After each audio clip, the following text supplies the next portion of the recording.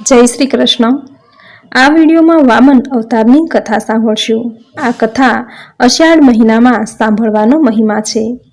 અષાઢ મહિનાના દેવતા ભગવાન સૂર્યનારાયણ અને ભગવાન શ્રી હરિ વિષ્ણુના અવતાર વામનદેવ છે। અષાઢ માસમાં આ કથા સાંભળવી પુણ્યકારી છે। તો આ વિડીયોમાં વામન અવતારની કથા સાંભળશું। જો આપને વિડીયો પસંદ આવે તો લાઈક શેર કોમેન્ટ કરી, ચેનલ પર નવા છો તો ચેનલ સબસ્ક્રાઈબ કરી બાજુમાં બેલ આઇકન જરૂર પ્રેસ કરજો। તો વામન અવતારની કથા શરૂ કરીએ। બોલો ભગવાન શ્રી હરિ વિષ્ણુની જય। વામન અવતાર એ ભગવાન વિષ્ણુના 10 અવતારોમાં 5મા અવતાર અને મનુષ્ય સ્વરૂપમાં પહેલો અવતાર હતા, જેમાં ભગવાન વિષ્ણુએ બટુકના રૂપમાં ઇન્દ્રદેવની રક્ષા માટે ધરતી પર અવતાર લીધો હતો। વામન અવતારની વાર્તા અસુર રાજા મહારાજા બલિથી શરૂ થાય છે। મહારાજા બલિ પ્રહલાદ અને વિરોચના પુત્ર હતા। રાજા બલિ એક મહાન શાસક હતા। તે તેમના પ્રજાજનોને ખૂબ પ્રેમ કરતા। લોકો તેમના રાજ્યમાં બહુ જ ખુશ અને સમૃદ્ધ હતા। પિતામહ પ્રહલાદ અને ગુરુ શુક્રાચાર્યએ તેમને વેદોનું જ્ઞાન આપ્યું। સમુદ્ર મંથન દરમિયાન જ્યારે દેવતાએ અમૃત લીધો ત્યારે ઇન્દ્રદેવે બલિને મારી નાખ્યો હતો। પછી શુક્રાચાર્યે બલિને પુનઃ પોતાની મંત્ર શક્તિથી જીવિત કર્યા હતા। મહાબલીએ ભગવાન બ્રહ્માને પ્રસન્ન કરવા માટે એમની કઠોર તપસ્યા કરી હતી। પરિણામે ભગવાન બ્રહ્મા પ્રગટ થયા અને વરદાન માંગવા માટે કહ્યું। બલિએ ભગવાન બ્રહ્મા આગળ નતમસ્તક થઈને કહ્યું, પ્રભુ, પ્રજા સદૈવ અસુરોથી ભયભીત રહેતી હોય છે અને હું આ સંસારને બતાવી આપવા માંગુ છું કે અસુરો પણ સારા હોય છે। મને ઇન્દ્રદેવની બરોબર શક્તિ જોઈએ છે અને મને કોઈ પણ પરાજિત ન કરી શકે। ભગવાન બ્રહ્માએ આ શક્તિઓ માટે એને યોગ્ય માનીને એને એ વરદાન આપી દીધું। શુક્રાચાર્ય એક સારા ગુરુ અને સારા રાજનીતિના જ્ઞાતા હતા અને એમની મદદથી રાજા બલિએ 3 લોકો પર વિજય પ્રાપ્ત કરી લીધો। બલિએ ઇન્દ્રદેવને પરાજિત કરીને ઇન્દ્રલોક પર પોતાનો કબજો જમાવ્યો। એક દિવસ ગુરુ શુક્રાચાર્ય બલિને બોલાવ્યો અને કહ્યું કે પુત્ર, તે 3 લોક પર વિજય પ્રાપ્ત કરી લીધો છે, એટલા માટે જો તું સદાય માટે આ 3 લોકનો સ્વામી બની રહેવા માંગતો હોય તો તારે અશ્વમેઘ યજ્ઞ કરવો પડે અને તારા જેવા રાજાએ તો અશ્વમેઘ યજ્ઞ અવશ્ય કરવો જ જોઈએ, જેથી કરીને તું કાયમ માટે 3 લોકનો સ્વામી બની રહે। બલિ પોતાના ગુરુની આજ્ઞા માનીને યજ્ઞની તૈયારીમાં લાગી ગયો। આ સમય દરમિયાન ઇન્દ્રદેવ ઉદાસ રહેતા હતા, કારણ કે બલિએ ન માત્ર એમને પરાજિત કર્યા હતા પણ એ પણ એમને ભાન કરાવ્યું હતું કે એક મહાન શાસક કેવી રીતે રાજ કરી શકે। તે બલિ એક ઉદાર રાજા હતો, જેને બધા જ લોકો ખૂબ પ્રેમ કરતા હતા અને ઇન્દ્રદેવ આ જોઈને ઈર્ષ્યાથી બળીને ખાક થઈ ગયા હતા। ઇન્દ્રદેવને એવું લાગવા માંડ્યું કે જો બલિ આવી જ રીતે પ્રજાપાલક રહેશે તો બધા જ દેવતાઓ બલિની તરફ થઈ જશે। ઇન્દ્રદેવ દેવમાતા અદિતિ પાસે સહાયતા માંગવા ગયા અને એમને બધી જ વાત કરી। દેવમાતા અદિતિએ ભગવાન વિષ્ણુની આરાધના કરી અને ભગવાન વિષ્ણુ પ્રગટ થયા। દેવમાતાએ ભગવાન વિષ્ણુ પાસે વરદાન માંગ્યું કે આપ મારા પુત્રના રૂપમાં ધરતી પર જન્મ લઈને બલિનો વિનાશ કરો। ભગવાન વિષ્ણુએ કહ્યું કે બલિ તો ખૂબ જ ઉદાર રાજા છે, તો પછી કેમ તમે એનો વિનાશ કરવા માંગો છો? દેવમાતાએ ઉત્તર આપ્યો કે મને ખબર છે કે બલિ ખૂબ જ સજ્જન છે, પરંતુ તે મારા પુત્ર ઇન્દ્રદેવનું સિંહાસન સદાય માટે છીનવી લેશે અને એક માતા તરીકે હું મારા પુત્રની ભલાઈ ચાહું છું। ભગવાન વિષ્ણુએ આશ્વાસન આપતા કહ્યું કે તે પુત્રના રૂપમાં જરૂર જન્મ લેશે।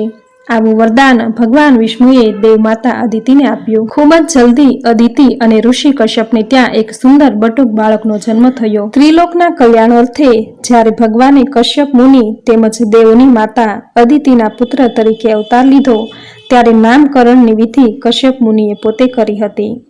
સમગ્ર દેવગણો કશ્યપ મુનિના આશ્રમમાં વામન ભગવાનના દર્શન કરવા આવ્યા હતા। નામકરણ વિધિથી કશ્યપ મુનિએ કહ્યું કે હે અદિતિના સૌથી નાના પુત્ર, આજથી તમે વામનના નામે આ જગતમાં ઓળખાશો ને ઇન્દ્રના નાના ભાઈ હોવાથી તમે ઉપેન્દ્ર પણ કહેવાશો। એ પછી ઉપવીતના સંસ્કારો વખતે સૂર્યદેવે ગાયત્રીનો ઉપદેશ કર્યો, બૃહસ્પતિએ જનોઈ પહેરાવી, કશ્યપ મુનિએ મૂંજ ઘાસનો કંદોરો પહેરાવ્યો, અદિતિ માતાએ લંગોટી બાંધી, પૃથ્વી દેવીએ મૃગ ચર્મ વીંટાળવ્યો, ચંદ્રદેવે દંડ આપ્યો, આકાશે છત્ર આપ્યું, સપ્ત ઋષિઓએ દર્ભ તેમજ બ્રહ્માદેવની પ્રેરણાથી વામનના હાથમાં કમંડલ આપ્યું, કુબેરે ભિક્ષાપાત્ર આપ્યું, ભગવતી દેવી દુર્ગા માતાએ ભિક્ષા આપી. એ બટુક સ્વરૂપના વામન ભગવાનના અદ્ભુત તેજના દર્શન કરી ઋષિઓએ ભગવાનની સ્તુતિ કરી. એ બહુ જ ચતુર અને ઘરમાં બધાને બહુ જ વહાલો હતો. એ સમયે બાળક જ્યારે 5 વર્ષનો થાય એટલે તરત જ તેના પવિત્ર જનોઈ સંસ્કાર સમારંભ રાખવામાં આવતો, જેમાં એને શિક્ષા પ્રાપ્ત કરવા માટે ગુરુકુળ મોકલવામાં આવતો. વામનનો પણ જનોઈ સમારંભ આયોજિત કરીને એને ગુરુકુળ મોકલી દીધો. આ સમય દરમિયાન મહાબલીએ 99 અશ્વમેઘ યજ્ઞો પૂરા કરી દીધા હતા અને માત્ર એક યજ્ઞ વધારે પૂરો કરીને એને દેવોનો મુગટ પહેરાવી દેવાશે. આ અશ્વમેઘ યજ્ઞ પૂરો થવાનો હતો ત્યાં જ દરબારમાં એક દિવ્ય બાળક વામન પહોંચી ગયો. એક ઉજ્જવળ તેજ બાળક સંસારની બધી કળાઓમાં સંપન્ન હતો. મહાબલીએ વિનમ્રતાપૂર્વક એ બાળકની તરફ જોયું અને નતમસ્તક થઈને એને પોતાના સિંહાસન પર બેસવાનો પ્રસ્તાવ મૂક્યો. મહાબલીએ કહ્યું, હે મુનિવર, હું આપના 100મા અશ્વમેઘ યજ્ઞમાં આગમન પર સન્માનિત થયો છું અને હવે હું માનું છું કે મારો આ અશ્વમેઘ યજ્ઞ સફળ થશે. ગુરુ શુક્રાચાર્યે બાળકને સંદેહભરી નજરે નિહાળ્યો. મહાબલીએ કહ્યું, માન્યવર, આજે એ દિવસ છે કે હું કોઈ પણ વ્યક્તિને કોઈ પણ દક્ષિણા આપી શકું છું. આપ જે ચાહો એ મારી પાસે માંગી શકો છો. ત્યારે જ ગુરુ શુક્રાચાર્યે મહાબલીને વચમાં રોકીને એને વાત કરવામાં પોતાની પાસે બોલાવ્યો. ગુરુ શુક્રાચાર્ય એમને મહેલની અંદર લઈ ગયા અને એમને બતાવ્યું કે આ બાળક બીજો કોઈ નહીં પણ ભગવાન વિષ્ણુ છે. ઇન્દ્રદેવના કહેવાથી અહીંયા આવ્યો છે. હવે જો તમે એમને કંઈ પણ માંગવાનું કહ્યું તો તમે તમારું બધું જ ખોઈ દેશો. મહાબલીએ પોતાના ગુરુની માત્ર અડધી જ વાત સાંભળી અને કહ્યું, ભગવાન વિષ્ણુ, મારા પ્રભુ જો મારી પાસે કંઈ માંગવા આવ્યા હોય તો મારે અબ ઘડી જ જવું જોઈએ. ગુરુ શુક્રાચાર્યે ચિલ્લાઈને કહ્યું કે હવે તમે પોતાના ગુરુની અવમાનના કરીને શત્રુની વાત સાંભળશો. રાજા બલીએ કહ્યું, મારા પ્રભુ વગર મારે કોઈ શાસન ના જોઈએ. એ મારી પાસે કંઈ માંગવા આવ્યા છે અને હું એમને મારું સર્વસ્વ આપી દઈ શકું છું. ગુરુ શુક્રાચાર્યે ક્રોધિત થઈને કહ્યું, રાજા બલી, તમે મારી આજ્ઞા નથી માની. હવે તમે તમારો બધો જ વૈભવ ખોઈ દેશો. મહાબલી ગુરુના આ શબ્દો સાંભળતા હતા પણ એ પોતાની વાત પર અટલ રહ્યા અને કહ્યું, મને વૈભવ ખોવાનો ભય નથી પણ મને મારા પ્રભુને ખોવાનો ડર જરૂર છે. એટલા માટે હું એમની ઈચ્છા પૂરી કરવા માંગુ છું. આટલું કહીને મહાબલી ત્યાંથી ચાલ્યો ગયો. રાજા બલી ફરી પાછા એ બાળક પાસે આવ્યા અને સ્નેહપૂર્વક કહ્યું, હે માન્યવર, હું આપણી વાત વચમાં છોડીને જતો રહ્યો એટલે હું આપની ક્ષમા માંગુ છું. એટલા માટે હવે તમે તમારી ઈચ્છા બતાવો. એ બાળકે મહાબલી તરફ શાંત સ્વભાવથી જોયું અને કહ્યું, મારે માત્ર 3 પગલાં જમીન જોઈએ છે જેને હું મારા પગ વડે માપી શકું. મહાબલીએ જેવું વિચાર્યું હતું એવું તો બિલકુલ ન થયું, કારણ કે એને એમ હતું કે આ બાળક મારા પ્રાણ માંગશે. રાજા બલીએ હસતા હસતા કહ્યું, માત્ર 3 ડગલા જમીન જોઈએ છે, એ હું તમને જરૂર આપીશ. એ બાળકે વચમાં રોકતા જ કહ્યું, જો કોઈ વ્યક્તિ માત્ર 3 પગલા જમીનથી જો સંતુષ્ટ ન થઈ શકતો હોય એ બીજા કશાથી પણ સંતુષ્ટ ન થઈ શકે. મહારાજ, મારી માત્ર આ ઈચ્છા જ પૂરી કરી દો. એ બાળકને જોઈને મહાબલીમાં ચુંબકી પ્રભાવ આવ્યો. એમણે માથું હલાવ્યું અને કહ્યું, તમે 3 પગલા જમીન માપીને લઈ લો. જેવા મહાબલીના મુખમાંથી આ શબ્દો નીકળ્યા, વામનનો આકાર વધી ગયો અને ધીરે ધીરે વધતો જ ગયો. એ બાળક એટલો વધી ગયો કે બલી માત્ર એમના વામન રૂપ એવડું મોટું હતું કે પૃથ્વી તો એમણે એક જ પગમાં માપી લીધી. બીજા પગમાં એ બાળકે આખું આકાશ માપી લીધું. ભગવાન વિષ્ણુના આ અવતારને ત્રિવિક્રમ અવતાર પણ કહેવાય છે. મહાબલી અવતારના આ ચમત્કારને જોઈને બધા સ્તબ્ધ બની ગયા. હવે એ બાળકે મહાબલીને કહ્યું કે મહારાજ, આપે મને 3 પગલાં જમીન આપવાનું વચન આપ્યું હતું અને મેં માત્ર 2 જ પગલામાં ધરતી અને આકાશને માપી લીધું.